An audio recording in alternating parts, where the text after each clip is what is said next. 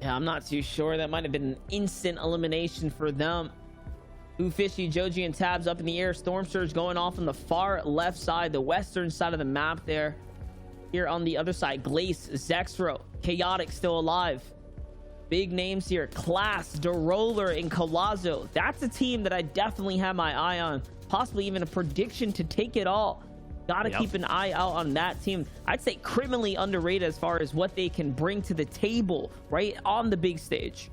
I think the biggest issue for that team is they've been contested at catty corners day after day, week after week, consistently trying to hold it down. And they were being held out by a team, COD Genesis, Qua, and Shades, who have now split. They formed different teams. So I thought, here it is, Colazo's moment. Here we go. And then no, he is contested at catty corners again today. We haven't seen that fight break out yet, but it's an interesting one. As right now, Who Fishy's team, your prediction, looking like they get a full wipe in the feed, but Slack's converting straight back over. So that's very unlucky for them. As DGen, Aids, and Skittles showing that sometimes you don't need a vehicle, you don't need rotation, you don't even need builds, you can just run it. Yeah, definitely. And for the first place team to be getting away like this is massive. And considering, remember when we tuned in with them last, they were playing very passive, low ground holding, trying to break all line of sights, really trying to conserve materials. So you can tell they're taking it a step further, trading shields or free rotates here off in the open so that they don't burn into that material count. It's going to pay off as well to get very far. For what, a single tag, right? It cost them a mini each. That's nothing.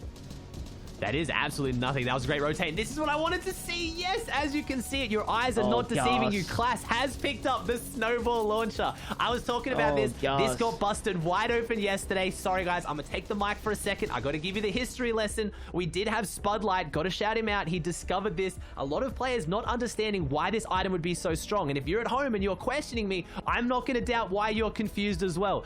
The snowball launcher has the effect through builds. So it's not a surprise to see that team on high ground. All you've got to do is get the snowball launcher, play it under the feet of your opponent on high ground. They get the ice effect. They're going to be slipping all over the place. They can't build. They have to base up. High ground is yours. All I know is this end game is going to be exciting. That's all I can say. We'll have to see how it goes. We saw it yesterday in round 3. That exact team, Class, D-Roller, and Colazo got their hands on it. They dropped catty corners. They won game 1 and 2 of round 3 using it. So let's see how they play out this game. I'm excited. And it goes through the boxes. And it can go through the boxes. You can do it in so many different ways. It's going to be very interesting, and that's why it's hard to acquire. It does take a little bit of strategy, if you will. And again, big teams, man, pulling it out on game day. So we will see. DGen Agers, though, under the Storm Surge right now, they're going to have to fight. Up above is going to be bringing all that pressure now.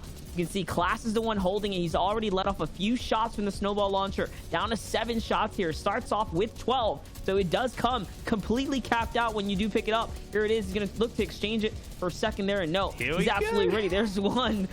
And they're going to send him flying now. It's not what it looks like from above. It's what it looks like inside those bases. Anyone who's tarping in a conventional 1x1 tarp into base, it will go through those walls. They will not be able to build. They will not be able to rotate, and it applies that pressure. That player it just connected with can't build up now. Their feet are going to be iced. They can't run up a ramp. They have to keep going forward. So we'll see how Class's team can make this one play out. But right now, just think of it like a rocket launcher almost. It's just applying constant pressure beneath them. So even though he's not getting eliminations, it's not letting anyone come up. No one can build up now, and they just get to fish in the barrel, close it out. That team on second high, they can't build up. The pressure is just constantly being applied. Yeah, definitely. And remember, once you have those icy feet, you lose control of your direction. So you basically have to stop. You have to box up and you have to wait for a second or two there for the effects to go ahead and wear on off. On the low ground, no. Safe and sound. DGen Agers, Skittles here, keeping their distance away from that high ground carnage. And it looks like it is paying off. They're going to get cut off. Someone's going to jump in the tarp as well. This is your first place team, by the way, into another top 10. And oh no, Skittles gets just wrecked right there with a shotgun to the back piece. And DGen trades out. What an intense low ground fight right now. 2 eliminations looking good. They've got a bit of a heal off, but I don't think it's going to go to full heal off right now as D-Roller, Class, and Colazo is going to start working their way top down. Jack, Acorn, and Slack still in this one, doing insanely well, trying to just get away from this snowball fight on high ground. But how is this team going to work their way down? How are they going to get their eliminations? Right now, they've already gotten 6 of them on the board, so things are looking fantastic. Only 8 builds, though. Class does not have a lot to their name. They need to work down and get a refresh pretty soon, unless, just like that, Zone pulls back. All their their old tarps can now be utilized, but that also means these teams on low ground can go back through their old tarps as well and keep their inventory looking a little bit better. So it's a double-edged sword for that team on high grounds. Yeah, Jack Acorn and Slacks, 9 elims on the low ground, really playing catch up here, considering how many they have. But no, they get snuck up on and lost the player. Jack is also lit up too. Here comes the Chug Splashes. Is it enough to bounce him back? It gets him comfortable, but not all the way up. Polarized, fully here in the low. And Colazo, Class, and Derola putting all that pressure on. And they actually pick up a number of elims here. It's 7 already for the high ground. So many players still remaining here in the final instances. So many points still on the board to be picked up. What a big game 1 or a game 2 here for Colazo and D-Roller to bounce back now. And it's a 3v1 here. Snake done a fantastic job. And you know what's worth mentioning as well? That was our first, second, and third place teams are all up there. Players all, sorry, never mind. Jack Acorn Slacks just outside it, but that is first and third battling it out right now. So huge points are going to be swung here. That's why it's so crazy as D-Roller, Class, and Colazo trying to make their way down, trying to jump back up with those teams as well. They got their top 2. It's a 3v1. There's no way they lose that one. They didn't even need it to go to heal off. We got to see it. Skittles, he's playing up for high ground once again. You can see they're going to be building up. They might be able to grab it here. It's Nos Paper, Jamper on the other side, who will be peeking in too, but it's going to come down to where the zone pulls next.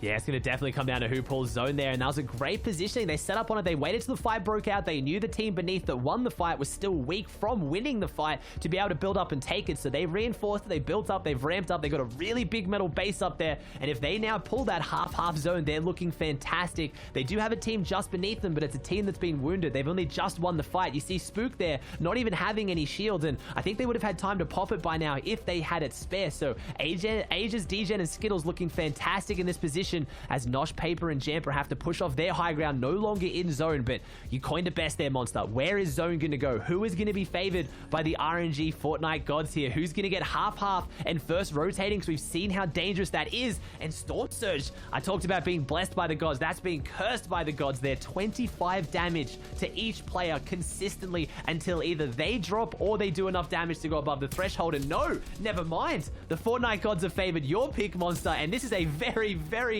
I want to say long half-half. There's no one here. There's only 2 teams. Yeah, that's what I was talking about. I was like, listen, it's lucky that the players that did have high ground weren't peeking out. They were playing so passive, but now they pull the zone, and look, they're content with staying in the low ground. We threw that coin out there like, oh, low ground seems to be safe. It's going to be favorable for some teams, but Who Fishy is one of those players that will be content on the low ground. You can see even with the half and half out, they could have easily taken high ground here. They could have built up, invested some. No, they're going to stay down here. They're going to play for them elims, and this is how they're going to stay consistent and comfortable in the game. That surge was going off. It's targeting teams like Jays, B, Ronos, and TK off in the distance. They've been playing phenomenal so far. Not on the main stage, but you can see them in the action feed consistently lighting it up. In 9th place so far. A couple of these top 10 teams are all still in the running right now. This is a game that's going to shake up the standings depending on who can stay consistent through now. Yeah, and it looks like we have Crumbler, Nexi, and Mars wanting to take that high ground position. I think that was a smart play by Who Fishy as well. Whether they wanted high ground or not, building up in that position and just cranking up with the whole lobby pushing towards you would have been a little bit sketchy as we see Ages take down Polarized in the feed. So you talked about the ones you want to be watching there. That is our top, that's one of our top teams taking down our first place team, and Mars team has the high ground, but I'm looking at no spare, I'm not seeing a lot of spare material, not a lot of spare meds, but I'm seeing big firepower in the inventory. Yeah, big firepower, and for clarity's sake, that was second versus first place. So Agers on Polarized is second on first, trying to jockey up for that first place positioning. And now you look at the way the zone's gonna play out. It's gonna go past the Coliseum here, so it's going right back into this open field where no one was built up at. So it's gonna be all fresh builds, all empty sands, if you will, and you're gonna see a lot of people in the sand dunes down below. And there it is. Ackerman gets wrapped up. First place is now out of the game, and that is how quick things can change here on the big stage. Who Fishy, Tabs, and Joji still alive in that mid-ground layer. Chap, Threats, and Dukes leading the rotate out the way you know Chap would. And look, yes, he's getting right in front of that storm line, right in front of the rotate. And Crumbler next year, Mars need a big game here. 14 points in the first 2 games, nothing too phenomenal, but this is their chance to really jump up there. But they have to play it perfectly. I touched on it. They don't have the material, they don't have the meds, and just like that, they lose the high ground. They have to jump down, and it is my prediction. DGen, Ages, and Skittles just alphaing up height there. That's when you talk about an alpha move, just building up, just saying, hey, if you guys want to fight for this, we're willing to fight for it. And no, Mars's team dropping off. We've lost Joji down here on Who Fishy's team on the low ground. They can make something big happen, but second place is on high ground, and they have it convincingly, Monster. It's looking like they might be able to run away from this one unless someone big can step up and alpha the alpha. And looking at the bigger picture, this is exciting because DGen, Agers, and Skittles are setting themselves up to be known as a high ground team. That's going to change things up in semis. That's going to change things up when they get broken up into the heats, because then at that point, when it comes down to picks and who to look out for, you want to know what teams are down for height, and this is one of them now. This is the go big or go home type of strategy, type of play style. The strats that you see come out of the Zates, right, in the Safs of the world. They go for the dubs, and if you're playing for high ground, you're basically virtually guaranteeing yourself a victory royale or 2 in the tournament if you can continue to snag it. Yeah, I mean, that's the same thing. It's the third game, right? They won the first game with high ground. They've now alphaed a third game. The only time they couldn't take it was against the big chill, and that's not going to happen every single game, so you're right. They're making a huge statement about why they can take high ground and why they're going to be a team to look out for if you get seeded against them, as they are putting on an absolute clinic today. You have to imagine there's no way they can throw getting top 10 in this position, but Colazo, D-Roller, and Class, our winners of last game, showing they don't need the big chill to do well as well. They're on the low ground. We have that legendary tac shotgun in the hands of Colazo. It is so dangerous. One of the few controller players renowned for being the tarper of the team in a lot of situations, trying to find these angles, trying to use that big shotgun, gets the damage through. It is so good for piece controlling and taking those builds. 80 damage to structures. That's more than a pickaxe. It is so deadly in these end games to try and get those builds to work your way in. Tabs getting another elimination as well. This team's racking it up, and so's Who Fishy and Skittles. We've got so many teams picking up those big eliminations. Yeah, definitely here. And again, D-Roller, Colazo, and Class are on the ultimate low ground here. Take a look. They're just wiping up house. They're going to find Who Fishy on the low. We talked about Who Fishy being comfortable in the low ground, but he meets his matchup against Colazo here. It's a gun-to-gun battle down low. 7 Elans for the low ground team. 95 points now. Another big swing. Back-to-back consistent run so far for Colazo, Class, and D-Roller. But this round's not over. It's not free for Skittles, Booga, or Skittles, DGen, and Agers here. It's not just over just yet. Oh, wait a second. Maybe I spoke too soon. They got the heals. That's it right there, right? They got the heals. They got so many, and that's what you look at. You got to look at the white inventory. Colazo having 3 floppers in the med kit is going to feel pretty comfortable going for the heal off as well, but no, realizing he's going to have to use some of those now as well. They are not winning the heal off, whether they know it or not. They have the low ground. They're racking up the eliminations, and you'll notice DGen, Ages, Skittles, they've now peaked over that 100-point threshold, which Polarized team ended on. So is Colazo now top 3. The big placement comes out. Colazo's team really wants to hold on and at least take that top 2, but DGen, Ages, Skittles, they're dropping down. They're closing it out. Skittles has the heal off, but he doesn't even need to use it. He wants the eliminations as well. He drops down, clears that one out. Right now, we have Class dropping deep back in the storm, trying to play those meds, trying to secure second. That's what he wants. Kaya right now is a solo. This is 3 teams still alive, and if Class can out-survive the low ground, he's going to pick up 5 placement points. Can he find the angle? And no, he just falls down. Those points could be Agers, Skittles, aka Skugga, and DGen in your first place spot. Now, you know, Reese, with 2 victory royales, 26 eliminations, there's no doubt in my mind that they have qualified. Not only in the leaderboard, but on height in moving zones too. Yeah, now, if we think back to last week,